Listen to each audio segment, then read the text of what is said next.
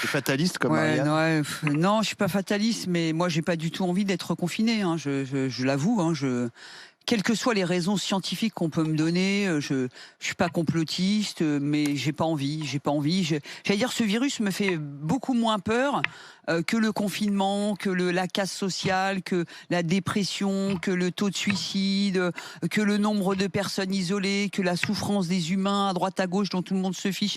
En fait, moi, je suis plus omnibulée par les conséquences de ce Covid et de sa gestion et de son invisibilité que du Covid proprement parlé. On nous dit il y a, je sais pas, 30 000 personnes qui sont touchées. Mais dedans, il y a 90% des gens qui sont au Doliprane chez eux. Il y a pas des morts dans les rues partout. Je veux dire,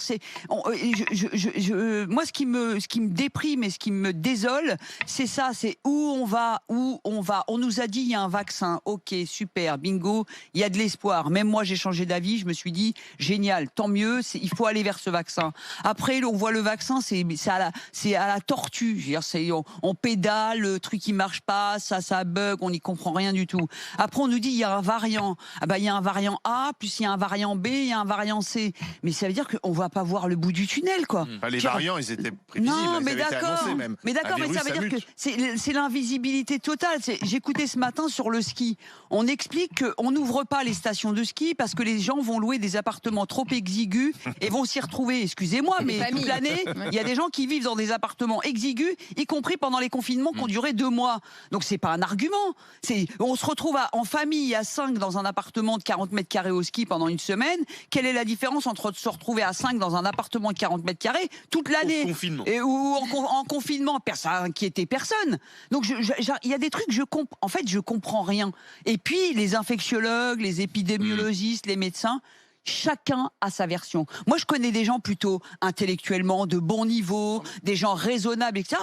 Qu'en sont à se poser plein de questions. Ils sont à la bordure du complotisme tellement ils en peuvent plus. Donc, si moi je suis comme Marianne, ok, confinez-nous, il n'y a pas de souci. Pourquoi ? C'est quoi le but? C'est quoi après? Tu le sais. Non, mais c'est quoi après? Vaccinez-nous en même temps. Non, mais c'est quoi après? Tu le sais pourquoi aujourd'hui. Si on nous dit que le couvre-feu est suffisant, et en tout cas apporte des progrès, on a continué. Mais on sait pourquoi. La finalité, elle est toujours la même. Mais ça recommencera après.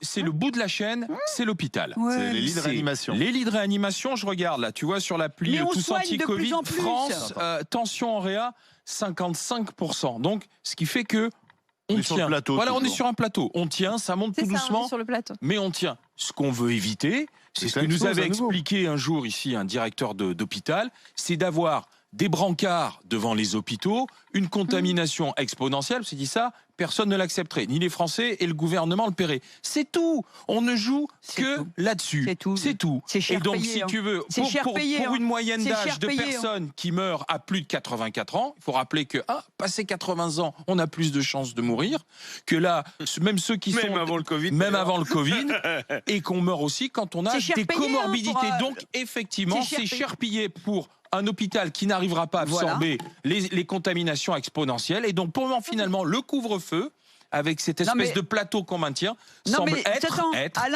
la moins mauvaise des solutions. Non, mais c'est cher payé par rapport aux impôts qu'on paye depuis 40 ans, le pays le plus taxé au monde, avec un hôpital, une pandémie qu'on n'a jamais prévue. On devrait y retourner à l'impôt. On n'est même pas organisé, on n'est pas capable d'organiser normalement une campagne de vaccination. Voilà, alors, mais c'est quand même...